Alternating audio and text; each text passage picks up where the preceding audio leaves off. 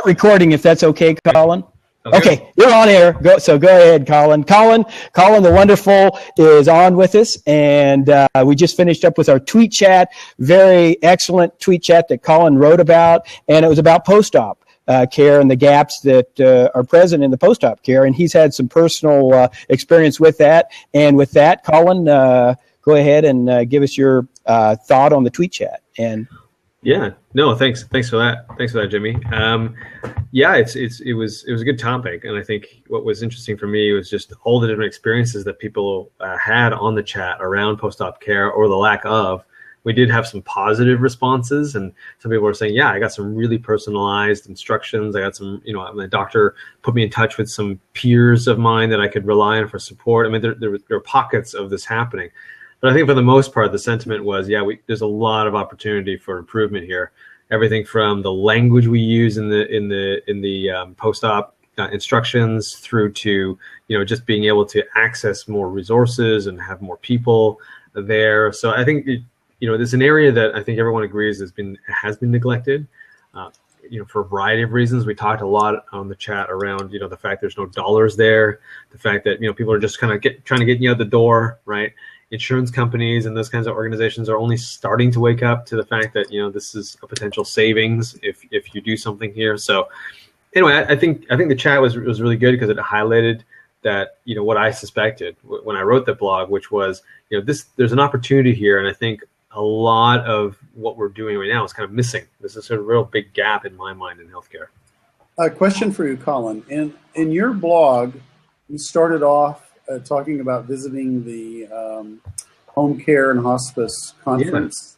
And you kind of summarized the conference, and I thought there was a little bit of, and I don't think I was reading too much between the lines. I think there were a couple of sentences in there that indicated a certain disappointment that prompted the rest of the blog, which was eloquent and excellent.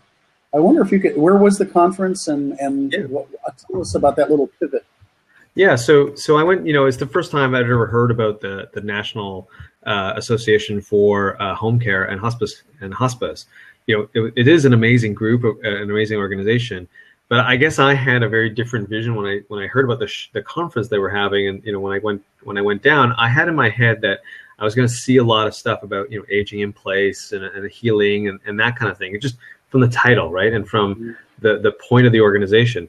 But when I got there, what happened was that a lot of the focus was actually on the people providing that care rather than the people receiving it, rather than the patient. So it was really much more focused around, here's an EHR for people who do in-home nurse care. And here's, some mobile tools to help manage a remote workforce. And there was some insurance organizations there who were talking about how to insure your workforce. So everything was around the people who provide the care as opposed to the people receiving it. And so I didn't see a lot of the innovation around, home monitoring or tools for patients. I mean, there was a little bit, but I thought I would see more. I mean, the most sophisticated thing I saw was sort of some interesting technologies around medication management in the home. So a lot of unique kind of cup-like technologies that would monitor whether or not you opened it and things. But other than that, there really wasn't a lot. And so that kind of really spurred me to write the blog, which was, we have this whole industry that's dedicated and growing, if you read anything online, growing like crazy, home care. And yet we still aren't, in my mind, addressing the whole, we've got some technologies, we've got providers, and we've got organizations over here, but everything's still falling through the cracks. We're still printing stuff off to hand to a patient, written in language and jargon they can't understand. Yeah, that's interesting. And I think I just wonder, each home's so individually different, and solutions are going to be quite a bit different, one home versus the other, versus assisted living versus, maybe nursing home versus TCU.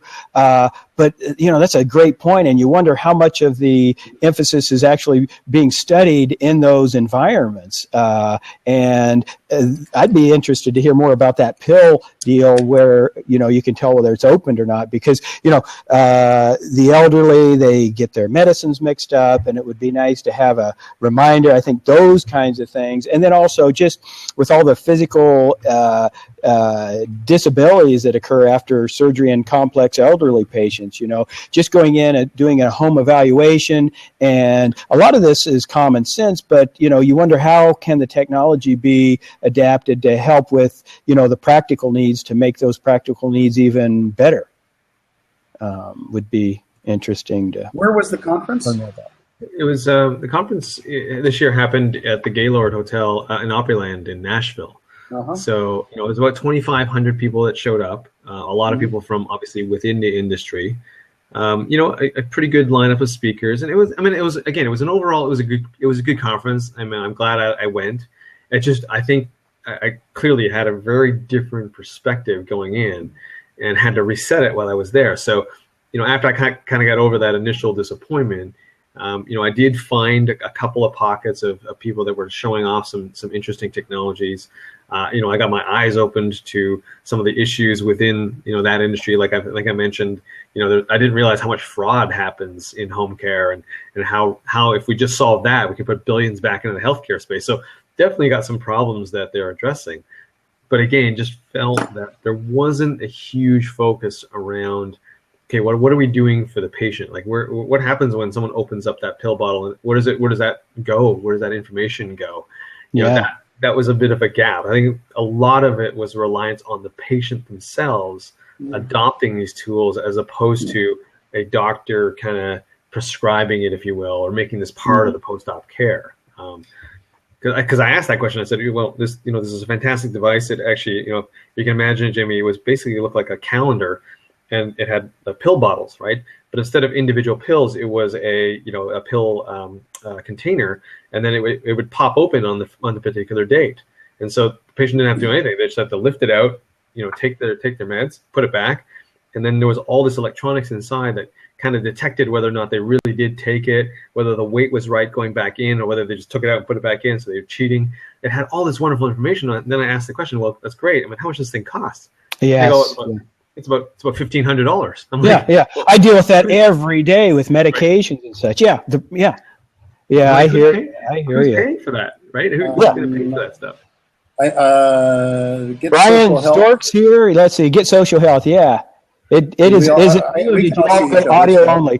It must be you, because I can see everybody. So I wonder if she's having some problems. Let's get someone else. Come on and jump on, Brian, or whoever wants to jump on. Good, maybe still be here. Yeah, to answer, get Social Health. To answer your question, I was there for work.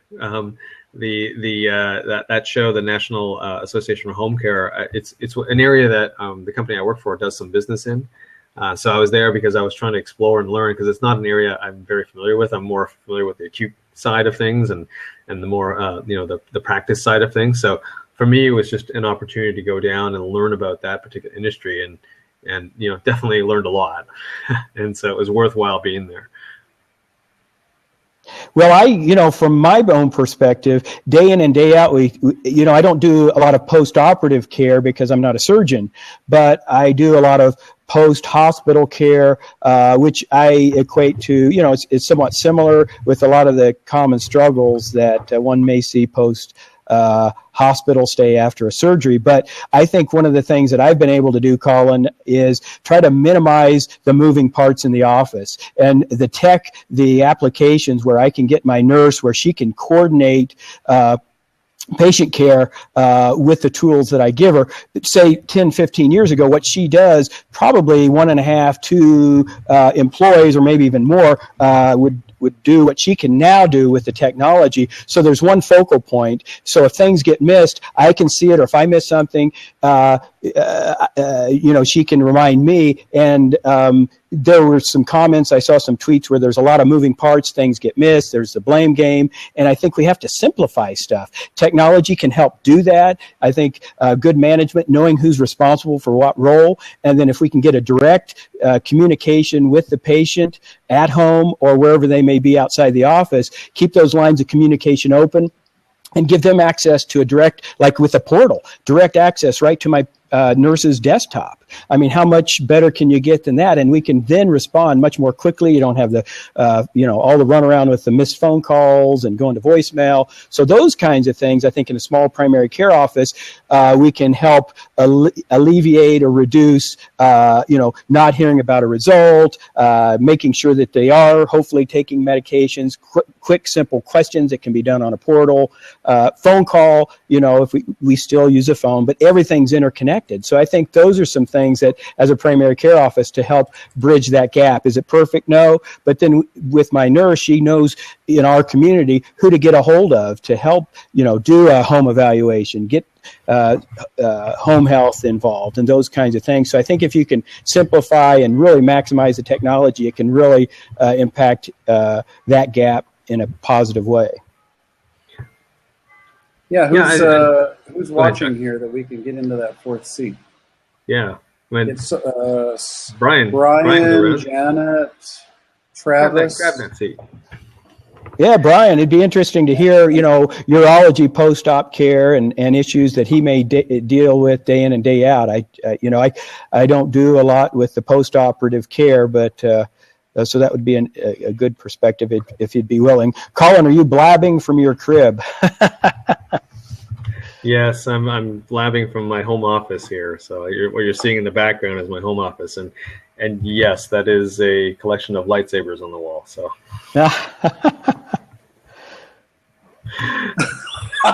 All right.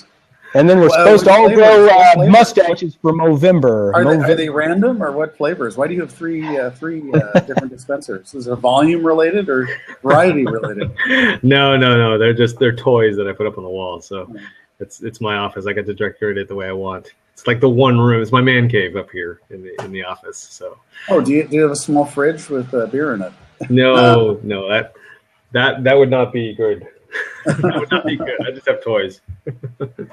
But no, I mean, I think one of the interesting things for me was, it all, I think everything does revolve around money, unfortunately, in healthcare, even in our system in Canada, that's sort of this, universal care, because there's no money to be made or not money put towards post-op care. I think that's part of the reason why it's an afterthought.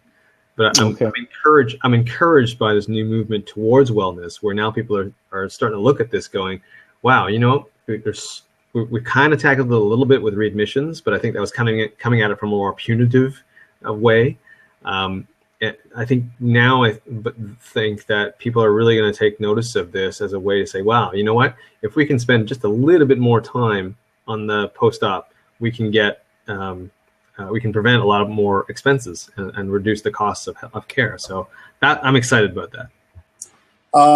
Weren't there? I'm thinking. I guess that two questions occur to me. Looping back to the tweet chat.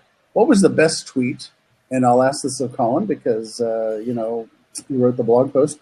And the second question is, and you don't include me or Jimmy. But the second question had to do with I don't remember which tweet it was, but there were several tweets in which someone said something like, talking about if the economic value of the post-op care could be shown, is there any way for, I guess, to align those the same economic forces that may be neglecting home care after surgery maybe could be harnessed or aligned to or channeled to work better? That's a good question. I mean, I saw that tweet as well. I mean, I think, for me, the big unknown here is insurance companies, right? They're always seen as bad. They're always seen as evil. I think there's an opportunity here, and I think they're realizing that, they, out of anybody, them and employers, hold the keys to the financial kingdom. So if they start to see value in putting, fall monitoring equipment inside the home, putting, heart monitoring things into the walls of a house, medication, these medication tools, I think they're starting to see that there is an ROI to putting a $1,500 machine at a patient's home, just so they comply and that they take their medications and are going through the regimen. So I'm hopeful that smart ones will see that, and I think some of them are.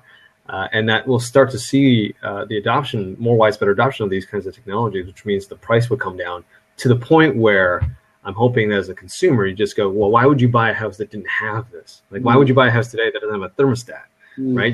People don't want to buy houses with radiator heating anymore. Why? Because they want it centrally controlled. I'm hoping one day we get there with some of these sort of home care, home technologies, where it just becomes part of what we demand as consumers. So I'm encouraged by that. I think that's where we can get alignment. And then also, with the penalties that I talked about before from CMS about readmissions, I think if we come at it from that side too, that you'll get the involvement of the healthcare organizations. Janet. Hello, Janet.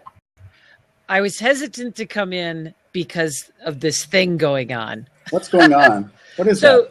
It's styrofoam. Okay. That's foam rubber. Yeah, no, it's weird. Okay, so I'm doing a lot of recording for my courses this week. So I wanted to do more soundproofing.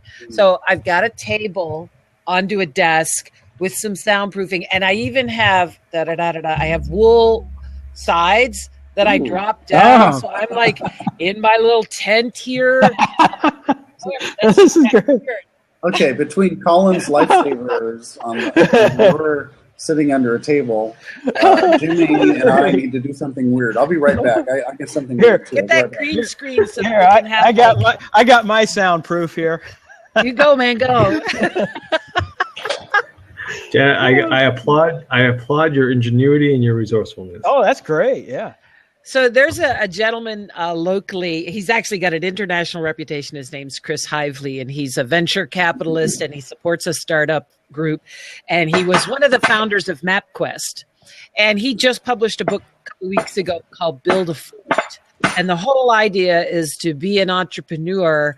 It's literally like when we were kids, and you had the sheets and the pillows and all these things that you had to pull together to jury rig up a really cool experience, and that we sometimes get so wrapped up in, actually, this is actually blending really well. But we get so wrapped up in the big giant building. And sometimes all we need are pillows and blankets and, stuff to really put something together. I love it. Sometimes common sense is not so common, and sometimes you just look and get the simple things and they may work the best. And I like that. I like that. Chuck, what was that? You're a Washington D.C. Well, I live in Washington D.C. and the first Blab I ever did was I was running completely off of batteries, and I went down and I sat on the steps of the Capitol right here with the dome behind me.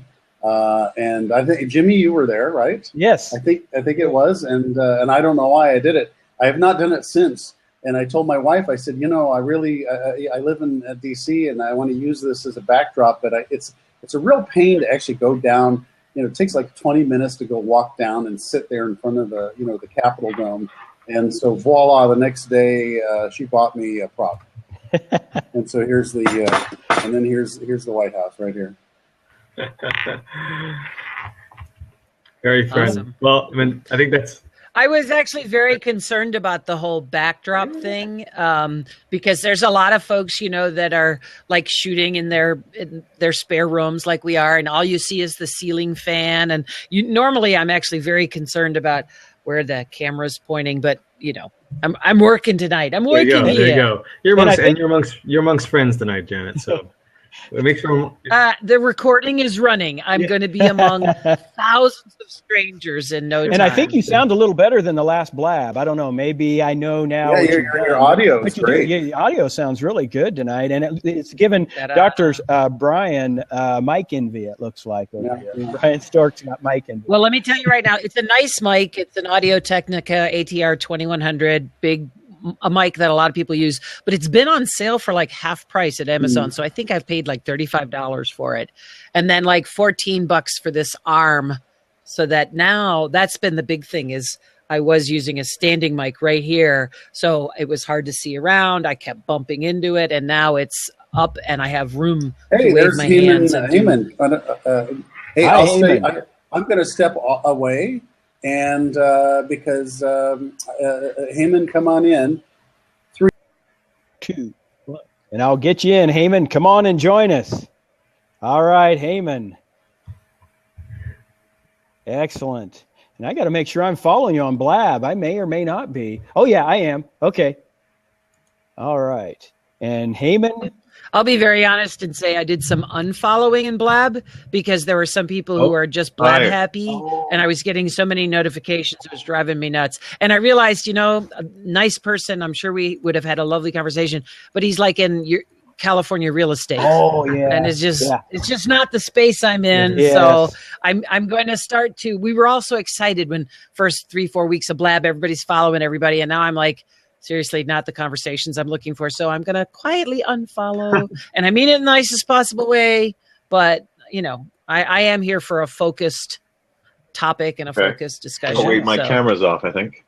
Yeah, Heyman. Yeah, we can't see you, but we can hear you quite well. And now, Heyman, you're a geriatrician. Is that right, if I remember correctly?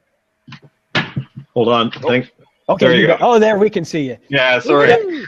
Oh, boy. I haven't even shaved today because I was doing home-based work. You're shaping up for November. You're getting started in November. Oh, yeah, it's true. The funny thing is I've never been able to grow anything. I always tell my friends I'm just too evolved, because we start as monkey, and, I just can't grow any hair. So That's pretty funny. And nobody wants to talk about women growing the hair on their legs during November. What's that all about? Oh, no. I'm saying. Oh, gee. Well, introduce yourself, Heyman, if you don't mind, and tell us a little bit about what you do and kind of what you thought about the tweet chat tonight. Yeah, no, this is my first time after a long time, Colin. Yeah, I know. It's just Tuesdays I've been busy because I usually prepare for the next day and reading and so forth. So I'm a fellow in physical medicine rehab, physiatry, as it's sometimes known, or PM&R. I still have to explain to my parents what physiatry is. It's not physiotherapy. It's not psychiatry. It's basically a disease. We deal with muscle, nerve, bone, pain, everything that's related to improving a person's quality of life and function. So I'm actually specializing in more geriatric rehab. That's what I focused on, and that's what I'm focusing on in Toronto.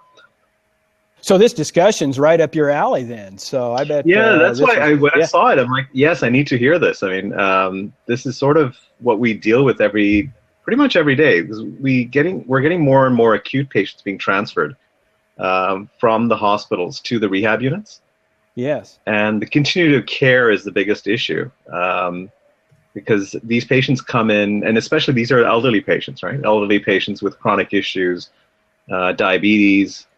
So they tend to fare the worst if not handed over appropriately and followed up. So that's the biggest concern. So that's why I was wanted to see what was being said and what's the common consensus out there.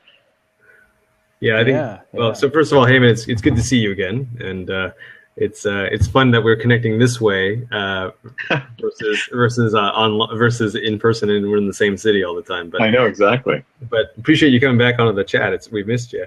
But you're right. I mean, I think what was interesting about this topic was I did go to that show. I was just talking about it before, and how I didn't see a lot of attention being put in this particular area of healthcare. And as you're kind of pointing to now, I mean, one of the comments I made on the chat was, it's not clear who's responsible for that kind of recovery, right? I mean, I think most would assume it's with the patient. The patient's the one that's going to recover. Is responsible for recovery. But I think what we're seeing now is that that's maybe not as clear cut as we thought it was. That maybe the docs and the insurance companies and the employers do have a role to play in helping people recover from a procedure or recover from particular disease or a condition that they have. So it's interesting because I think before clearly it was on the shoulders of the patient. That's why they gave them those handouts, and that's why we kind of said, okay, go here, and they do all this stuff and follow the instructions. But I think that's changing. I think patients are realizing, hey, like I need help with this. I can't even understand what you're telling me, and let alone I don't have the wherewithal to know, like, am I supposed to go to this lab or that lab or do these kinds of things? So I found it very interesting to dive into this area, and you're kind of highlighting it with the rehab work that you're doing, that you're getting transfers from people, and you're kind of like, I bet you they're arriving very lost, going, I don't know what I'm doing here. Right. Also they're being discharged earlier, right? Because I think the OR time is very valuable, and those post-OR beds are very valuable. So they need to keep shifting patients out so that they could actually keep doing what they're technically skilled to do. And unfortunately, the system's not set up in the way that, there should be a good transition. There should be the resources available to basically make sure that these, these highly trained clinicians can do just what they do best, right? And not have bed blocking, or not to say the negative, it's technically considered a negative term, right? Bed blocking, but it's technically, that's what it is. I mean, we're basically, unless we move that in an efficient way and also make sure that the landing post-surgery is smooth, we end up having situations where we're having, we have patients going back to the acute care, having complications, and that delays eventual discharge home and a happy patient. And often complications are compounding things.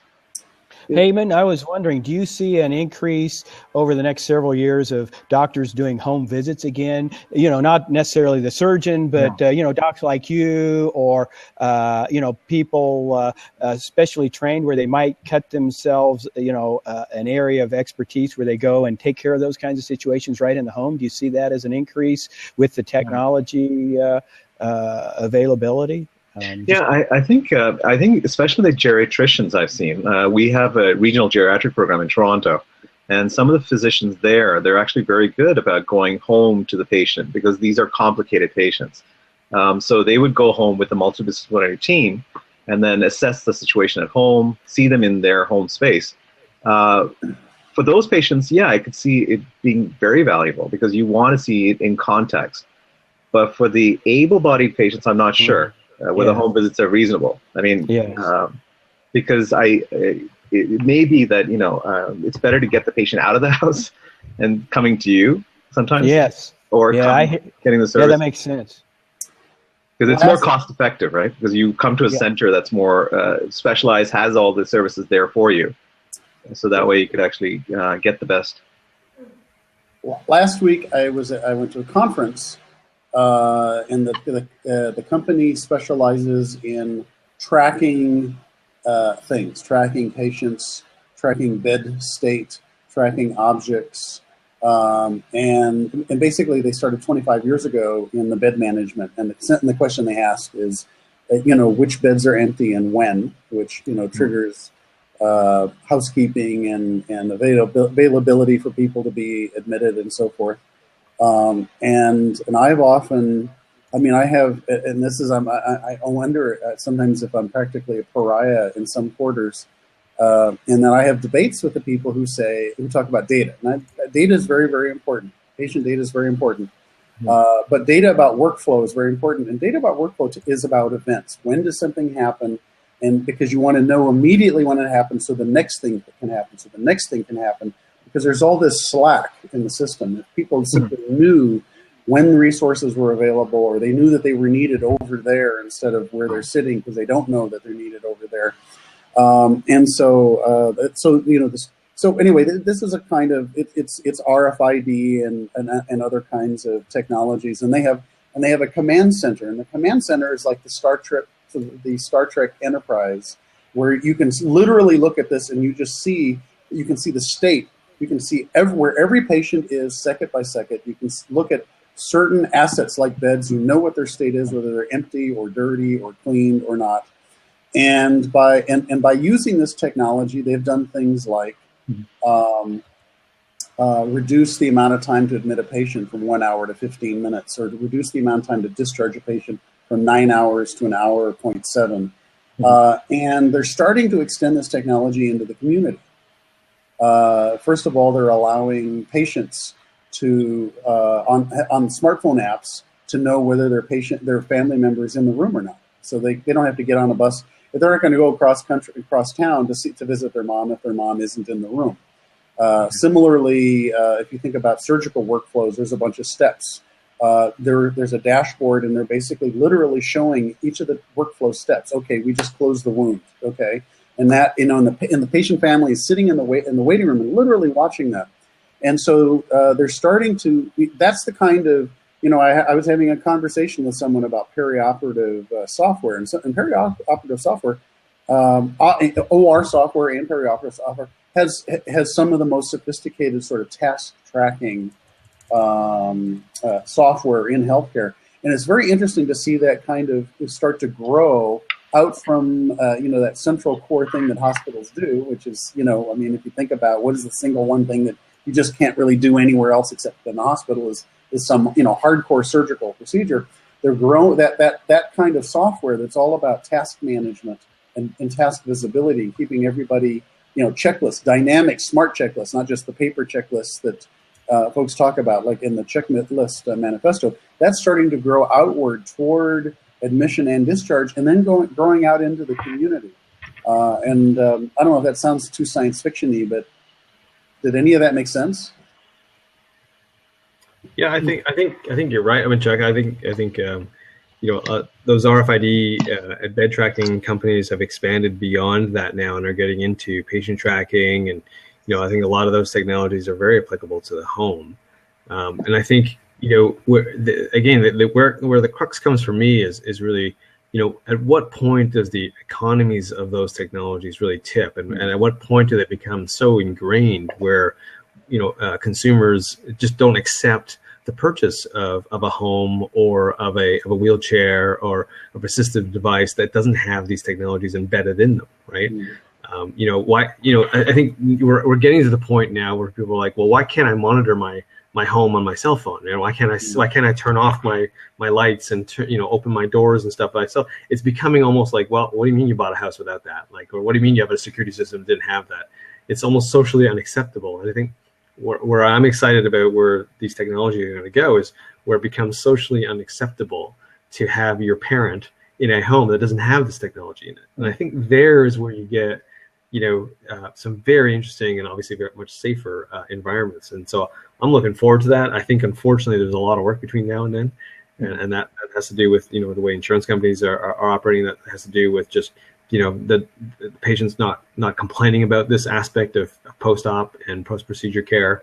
I think, people on this Blab and people on the Twitter chat obviously are more incented and more passionate about this. But, we're a minority of the voices out there. So I think until that turns, I think we're going to continue to kind of be fighting uphill a little bit to get these technologies outside of the niche applications where they're inside the acute care facilities. Well, Colin, we see Kyle Murray here. Yeah, Kyle. Hi, Kyle.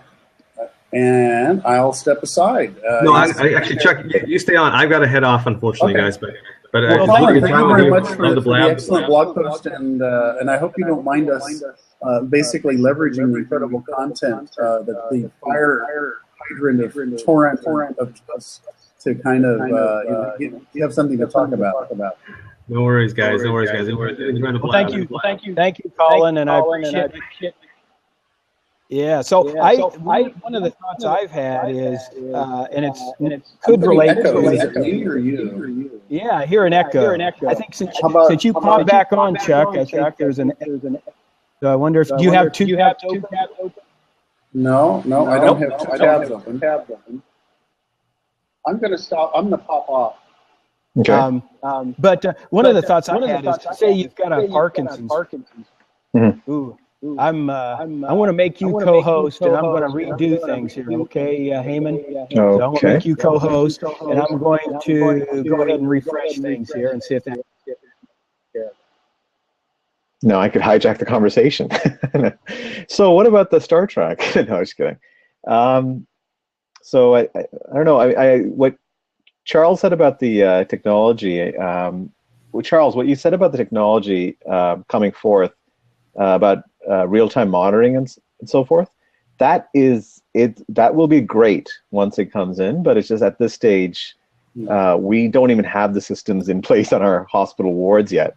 I think once that happens, it'll be slowly rolled out, unless there's a consumer push to do it sooner from a consumer's standpoint. Because with all these small little robots, especially in the geriatric crowd and the elderly population, it may happen the opposite direction. One of the things I've thought about is this whole concept of patient-centered medical home, especially for primary care offices, and to me, it almost is the inverse of really what should happen. I'm of the opinion that in a small primary care office, one should have a centralized staff, ideally maybe one go-to person, outfitted with the appropriate technology so that they can relate and get things done in a more efficient manner.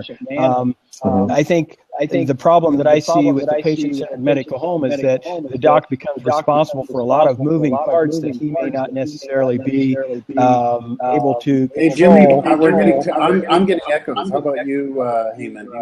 I'm not bad. Yeah. I'm sorry? I'm okay. I'm okay. Yeah. And how do I sound? You do have this like a nice ambient sound, but that's fine. I think keep it on then. You might have two microphones on, probably the computer microphone and the. Huh. How about now? Headpiece? No. Okay. You're good. Echo? That's fine. Test. Echo? Nope. But I think in a primary care office, I think really what some of the am I still echoing? Yeah, I think your screen's blinking a bit, so it might be a bandwidth or something. It's not. Maybe it's your. Okay. I'm going to go ahead and refresh again. So. Okay. We'll see if that. No, I think also in Ontario, I mean, we've got something. We've got telemedicine networks, and so what happens is, in that case, maybe a nurse may go over to the patient's house, so the patient would dial in, and the teams would come and watch. Like locally from different locations, they would come and meet with the patient virtually. And I've done one session so far, this year, and it's we had some technical difficulties, but it has a lot of promise. Is that a browser based, or is there a piece of some dedicated hardware? No, it's a dedicated Ontario network. It's Ontario province, the provincial network that's been set up. We can't. It's a special high-speed network that's been set up. But I think down the road, it'll be nice to have your own secure browsers on any device doing it. But at this stage, the security is the biggest issue. And I think telemedicine in a state like Montana is going to be very interesting to see what pans out over the next several years, because it's such a rural state, huge, not very densely populated, being able to say compare what we're doing right now to that, where it's just all basically typing, where you incorporate video, you can get so much more information, you can garner that, and if you can incorporate, like you said, HIPAA secure and have the bandwidth to do that. So you have a Parkinson's patient that you're adjusting their meds, you can just walk down the hallway in their home and see how they're responding to their medications and save them a trip 50 miles in to see the doc. So those kinds of things, I think, could be very beneficial with the kind of telemedicine technology that I think is just around the corner to really implement in a meaningful way.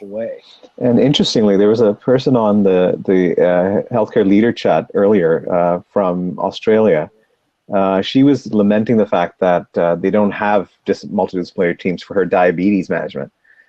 And for us in North America, at least in the bigger centers, right, we're used to having patients now being looked after by a more of a multidisciplinary teams, dietitian and to a diabetic nurse, a physician, right? So for her, I'm not sure where she's located, but I mean, it like for that, I mean, that would make a huge difference. You could have a dietitian from somewhere else coming in, the local physician or a nurse practitioner who could come in and converse with the patient on a monthly basis. Similar to a platform like this, maybe, where they all meet at one point, which would be just fascinating. Yeah. And yeah, and also sharing documents, sharing the records at real time, or educational information. That'll be amazing. But I think the thing that frustrates me is that we have all this. I don't know what the limiting thing is. Is it security? Is it like anyone could just put this together right now, right? Yeah. Is it the security? I mean, this I think seems it to be is. the biggest. I really do. I think seems it to be is. like, how come security hasn't come this far yet? I mean, is it just the adoption? Is it a monitoring thing? Is it a control thing, too? Is it administrative controls? Is it our EHR systems that won't let them bring it to the hospital because they own the contract for it? Probably That's a combination the frustrating thereof. Yeah. Well, that's the frustrating thing. The internet, which in my mind dates back to I guess the 70s when they developed TCP/IP. That's the software that was. In fact, it was funny. The government paid for it, and then the software was available through. Well, I don't want to get too much on hardware, but it's essentially a very porous and intentionally insecure network. And when I say intentionally insecure, it's meant to be a kind of these packets are flying around, and you have a zillion different nodes, and these packets, these nodes, basically, if they see a packet, and they'll try to send it someplace, and so a packet may arrive in places. They're all trying to be helpful, and it's redundant. And whichever packet arrives first, that's the one that gets accepted.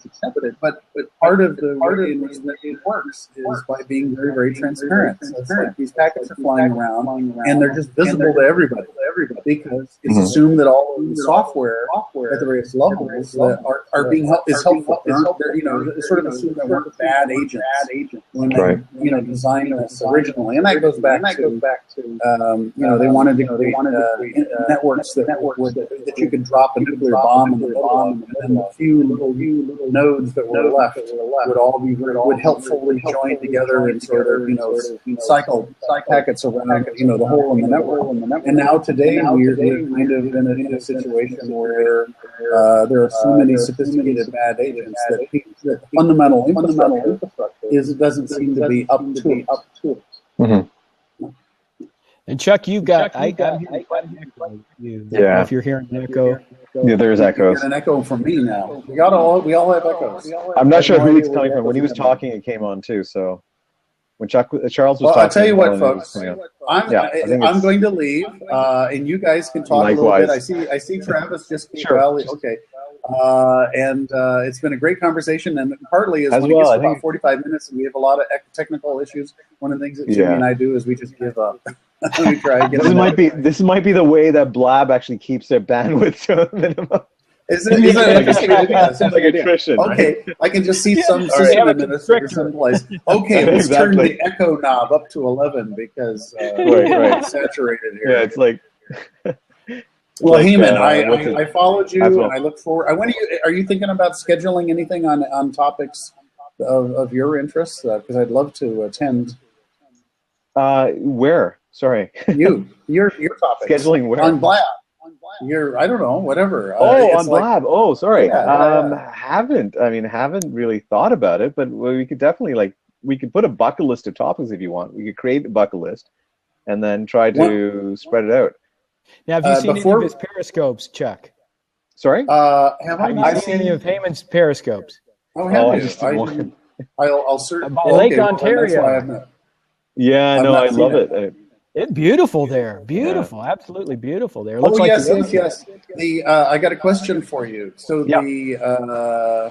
is it a new state or new provincial park that you were tweeting or periscoping about? It's the largest urban park. What is that? No, it was basically Rouge Valley. You can read up. It's basically it's a protected watershed area, and it's in Ontario. It's in Toronto. It's the biggest urban national park in North America.